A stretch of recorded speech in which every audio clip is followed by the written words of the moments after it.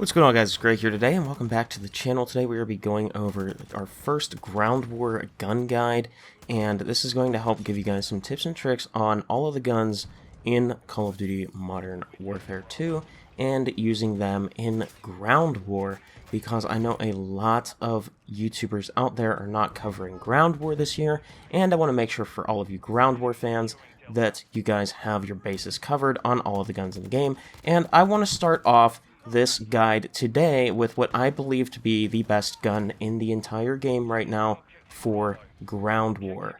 This is not including the entire game, which means 6v6, the newly added 10v10 Mosh Pit, CDL, and Ground War combined, but rather just solely Ground War. So the ISO Hemlock was added with Season 2. You unlock it in the Battle Pass, and of course, once Season 2 is done, you'll likely have to complete a challenge in order to unlock this gun. Since we are still on Season 2 at the time of recording this video, I unfortunately will not know the challenge that they will use in the future in order to unlock this gun. So I'm going to go ahead and give you guys two builds whenever I bring you guys these videos, and the reason I am giving you two builds is because I have two different play styles that I tend to use whenever I'm playing Ground War, and it's all dependent on the map and the lobby that I am in. If my lobby is playing back a little further and they are creating more of a gap between me and them, then I use a ranged build. This is going to be a slower feeling weapon, but it will have much better recoil control, bullet velocity, overall accuracy, and we're not going to worry about the handling too much, although I still try to make it feel somewhat responsive and snappy. And then, of course, for our close range builds, we are throwing out any sort of recoil control whenever it comes to the longer ranges, because it's all about getting up close and personal with your enemies and having a very fast aim down sight time as well as a sprint to fire time. Now, I'm still trying to balance out the weapon so that it's usable for a variety of players, but I am trying to have it be something that you guys can use very aggressively if that is your playstyle. And again, I would recommend mastering all sorts of playstyles whenever you are playing Ground War, because Ground War is a very different game mode than traditional 6v6 and 10v10 whenever it comes to flow. So you're going to have to adapt based off of the way the enemies are playing in your lobby if you want to perform really well, and therefore I'm going to recommend that you try out different builds depending on what kind of enemies you are going up against. Now, with the introductions out of the way about how I am breaking this down for you guys and all that kind of stuff for future reference, let's go ahead and take a look at our ISO Hemlock build. Then I'm going to explain the two to you with the gameplay in the background. By the way, today's gameplay is a 94-3 double MGB nuke. That's right, I get two MGB nukes in one game. Anyways, let's continue.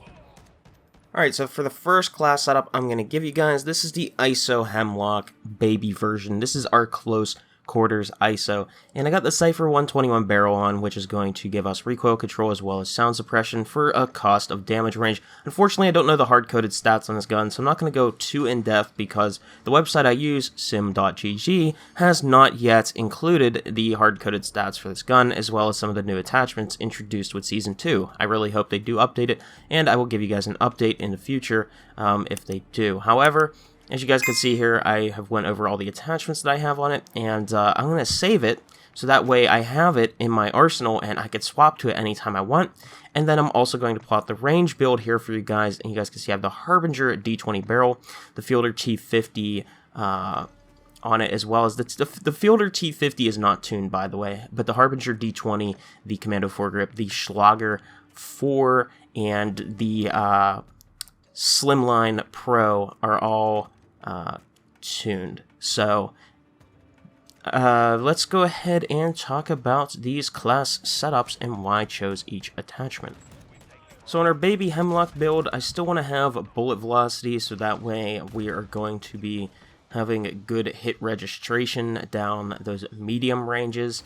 So that's the reason I have high velocity on. Also, a lot of the barrels that decrease your damage range tend to actually also decrease your bullet velocity, even though it doesn't state that. InfinityWard is very, very bad at telling us what the guns actually do, which is why I usually use websites to give us the hard-coded stats for the game.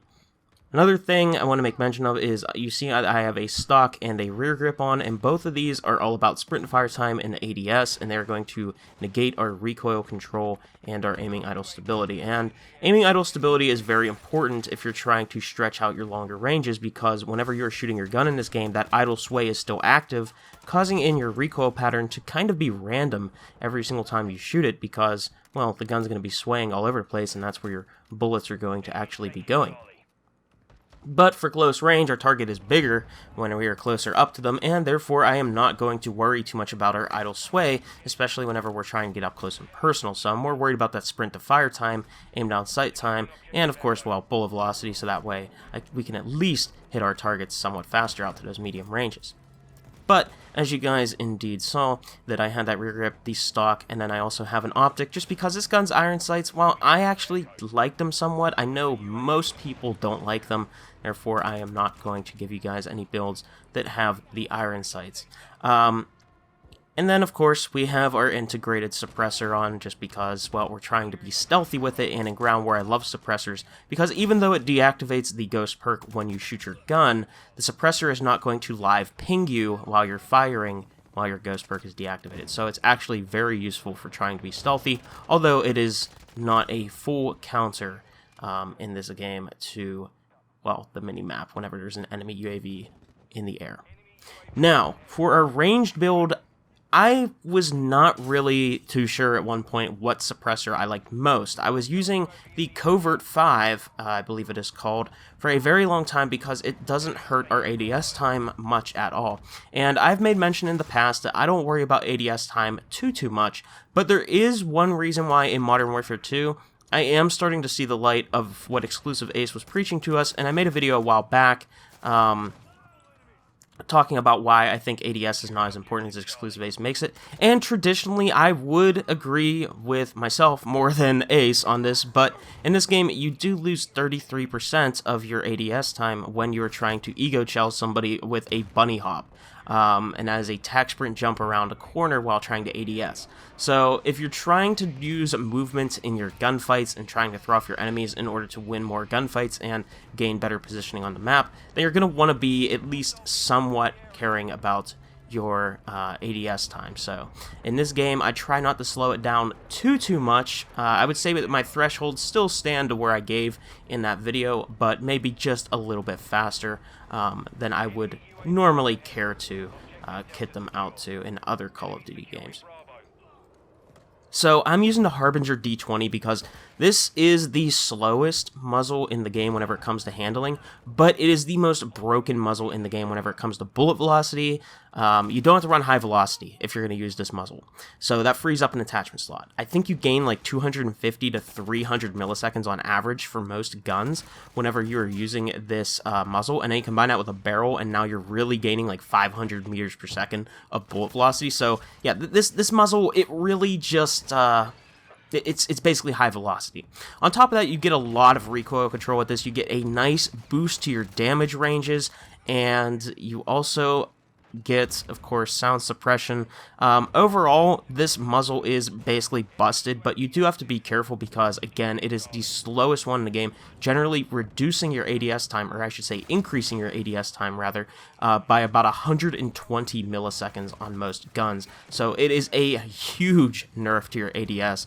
But again, if you're going to balance out your gun a little bit better, then it's not too much of a problem. Which is also coming into play with the barrel I have on the Fielder T50. This is another one that is going to significantly harm our aim down sight time. However, the bullet velocity gains, the recoil control, the damage range, all that kind of stuff, stacking that with the Harbinger D20 really makes this gun feel like hit scan, as well as it has a very nice damage range to the point where you guys will see that you are absolutely mapping people with those medium ranges without even really feeling like you've damaged, or like it doesn't even feel like you're at those medium ranges, I should say. So I absolutely love these two in combination. Now I have the laser on that is going to increase our ADS time, and this one generally does about a 20 millisecond increase, or I mean decrease. I always get these two confused, and I know you guys probably do too.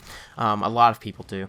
But it subtracts 20 milliseconds from our ADS time on average. Again, I don't have the hard-coded stats for this gun, but on most guns, that's generally what it does, and therefore, you're going to gain back some of that speed that we are losing from the Fielder T50 and the Harbinger D20, so I really do recommend using that. Now, right here, I just want to show you, this gun does beam, but unfortunately, on people that are on head glitches and they're very far away, you're going to start to notice the recoil, but that's the only time you should really ever notice the recoil on this build that I have for you guys.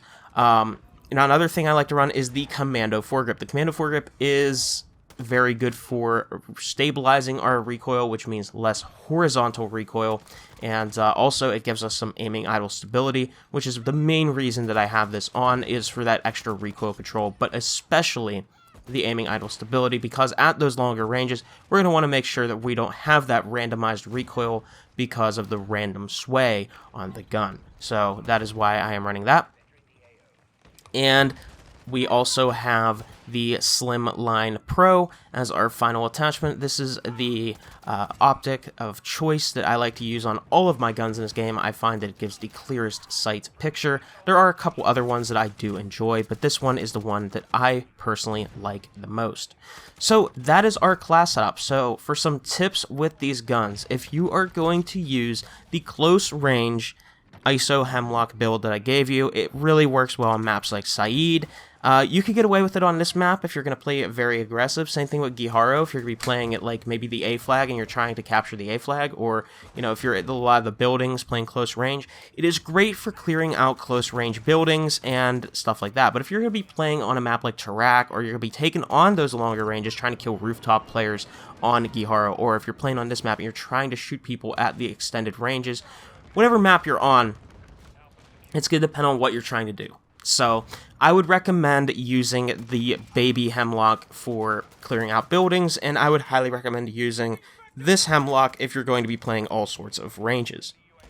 Now, one of my favorite things about Ground War is I'm going to be going over my secondary weapon very soon for you guys, rather than another gun, and the reason for that is because I think our secondary weapon can heavily complement our primary weapon. And in a case like this, I'm using Akimbo P890s because it has very high damage and you can one-shot one kill if you pull the triggers at the same time on both. So basically, you know, you hit both shots at the same time and it will just instantly delete your opponent. And I also use the Basilisk pistol. I use that one a lot, as well as the 50GS is another handgun of choice.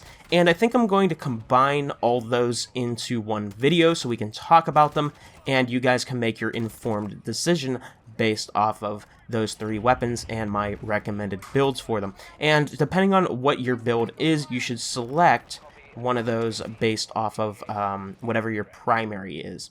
And again, the Akimbo P890s heavily complements this ranged ISO Hemlock build because up close, as you can see right here, I pull them out, people chow me, and I don't have to worry about aiming down my sights. I don't have to worry about no ADS or strafing penalties or anything of that nature.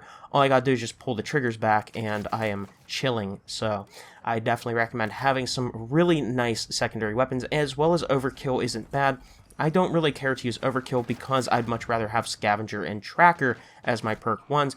But there are some guns, especially like submachine guns, that I will most likely recommend running Overkill with because, well, submachine guns are just not versatile enough in Ground War. There are a lot of weapons that are like that if you want to use them, you might have to run Overkill just to get maximum effectiveness out of them.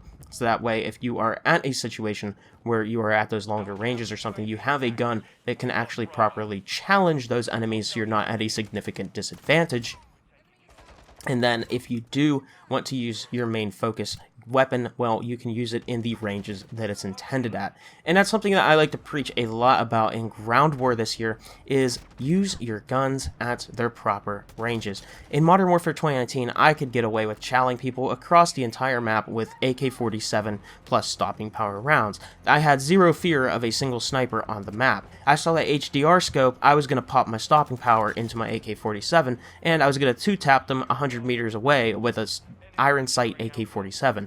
It was super easy in that game because the idle sway was very low, and on top of that, again, stopping power made it just insane for challenging people across the map. However, in this game, first shot accuracy is nowhere near as good as Modern Warfare 2019, because in that game, aiming idle stability also helped increase your first shot accuracy, and it made it so like if you were tap firing, well, you basically had zero recoil. And you guys saw that in a lot of my Modern Warfare 2019 gameplays and some of the guns I used. But in this game, that is not the case, and therefore, well, you're going to have to really try to use your guns to their effective ranges. Anyways, that's the ISO Hemlock, a little double MGB action for you guys. I think the score was 94-3. Hopefully you guys enjoyed. Let me know, do you like the ISO Hemlock in the comment section below? Me personally, I think it is the best gun in the game for ground war. Anyways, I will see you guys all in the next video. Hopefully you guys enjoyed. Drop me a rating if you did. Subscribe to the channel if you're new, and I will see you all in the next video. Peace out.